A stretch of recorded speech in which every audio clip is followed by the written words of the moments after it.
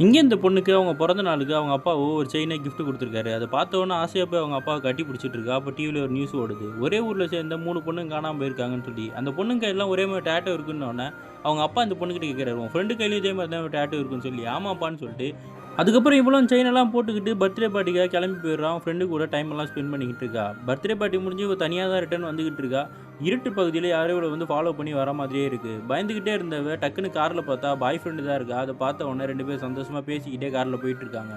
இவங்கள இன்னொரு கும்பல் தொரத்துற மாரி இருக்கு.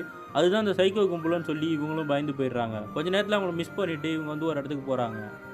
அந்த இடத்துல பர்த்டேக்காக நெறைய டெக்கரேஷன்லாம் பண்ணி, கேம்ப் ஃபயர்லாம் செட் பண்ணி குடுத்துருக்காங்க. யார் இதெல்லாம் பண்ணி குடுத்தான்னு கேட்டா, என் ஃப்ரெண்டுங்க தான் ஹெல்ப் பண்ணாங்க. பக்கத்துல தான் இருக்கானுங்கன்னு சொல்லிர்றாங்க. இவங்க 2 பேரும் அங்க இருக்கும்போதே, அந்த இன்னொரு 2 பேர் கார்ல அங்க வந்துடுறாங்க. இவங்க பயந்துட்டு அங்கருந்து ஓடிக்கிட்டே இருக்கும்போது, கார மடக்கி இவங்க கார்ல அடிக்க ஆரம்பிச்சுறாங்க. இந்த பொண்ணும் பயப்படுறா.